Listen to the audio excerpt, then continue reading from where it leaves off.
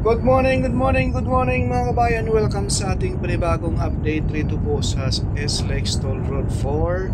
Sa portion po ito ng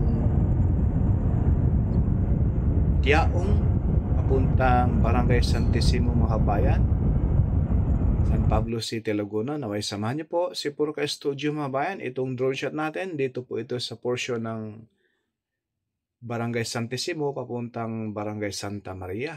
Masisilayan natin yung mga kabayan na konti na lang dito tapos na itong area na ito mga kabayan. Ito po yung interchange na tayo sa Barangay San Isidro punta Barangay San Isidro at Santa Maria. Itong portion na ito mga kabayan ay basbasa na rin ng cemetery sa area dito sa Package C.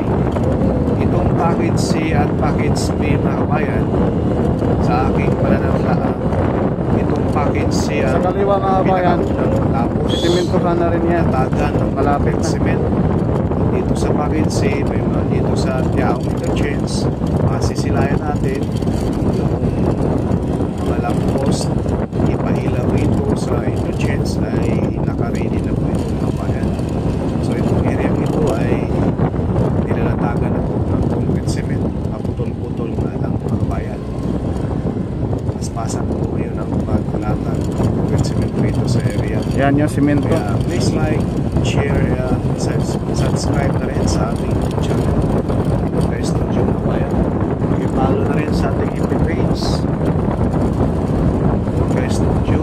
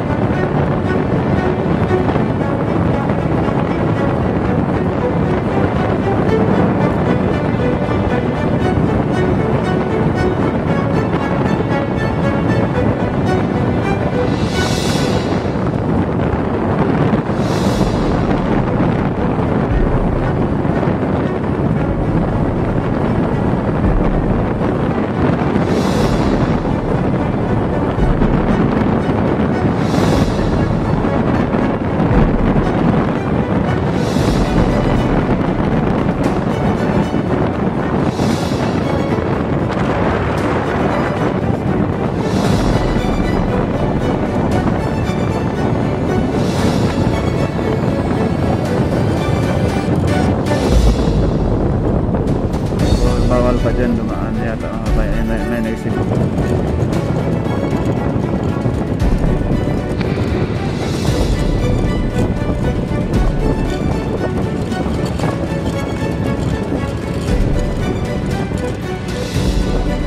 Magawa yata. Wala. Pero wala tayo.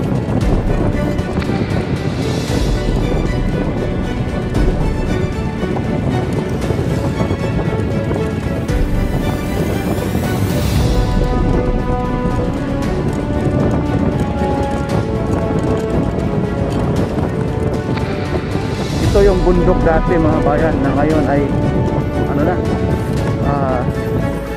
patag na, kalibel na po doon sa mismong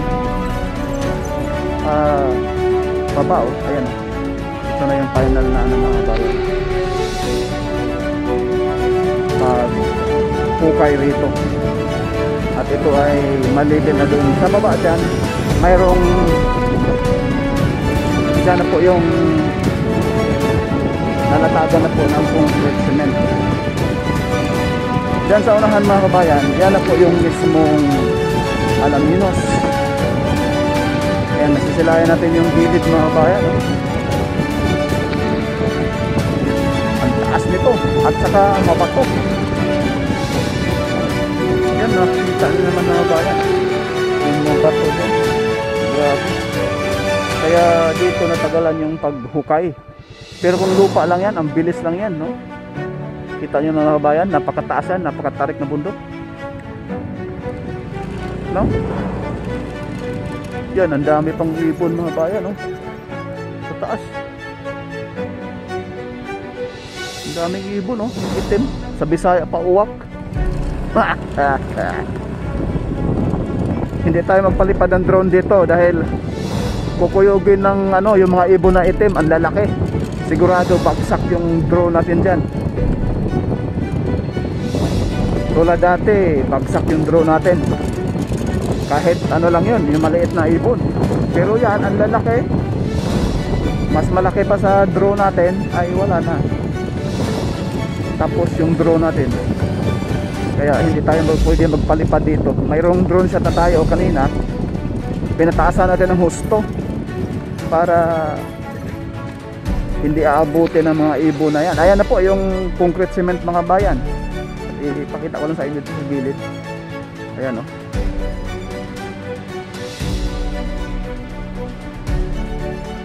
Patag na sa awa ng Diyos. Sa ating mga bayan na sobrang excited, kaya medyo naiinip sa expressway na ito. Pero konting tiis mga bayan dahil ginagawa naman po ang the best ng contractor dito para mapabilis ang trabaho. Hindi nga lang maiwasan yung may mga bundok na matamaan, ay talagang kailangan na patagin at nasaklap lang dahil napakaraming batok. Kaya na yan mga bayan, masisilayan natin. Pupuntahan natin yung ngayon, dadaan tayo dun sa limitado na yun para first try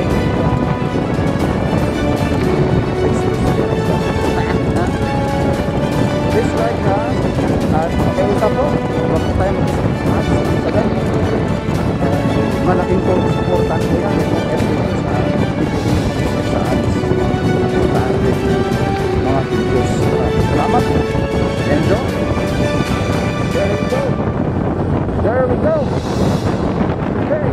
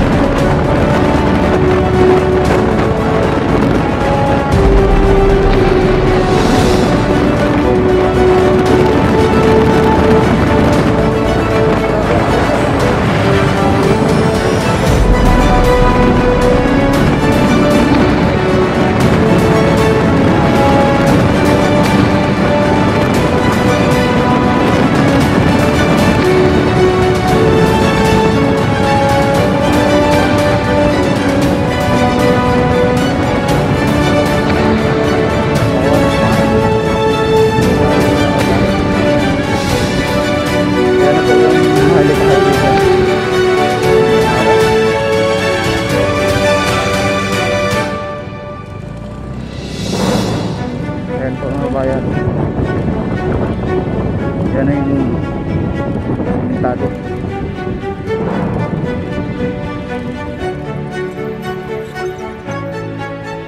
Yan po yung tulay na yan, Maharlika Highway. So balik tayo, bawal dyan. Baka may guard dyan mga bayan.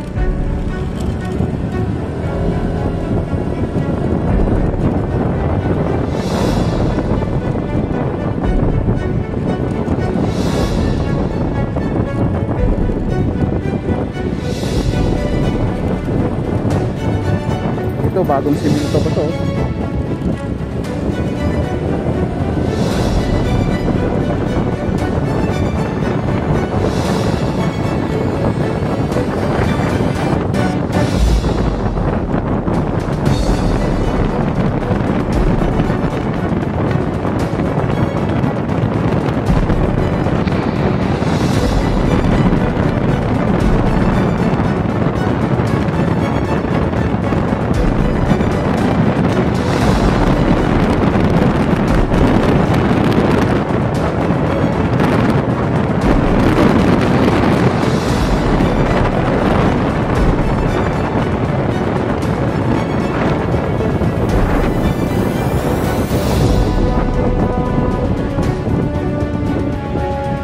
Yan yung ano mga kabayan, yung mismong solar power plant. Kita nyo naman yan, oh. Wala doon, parang dagat. Dito sa kabilang side, ayan.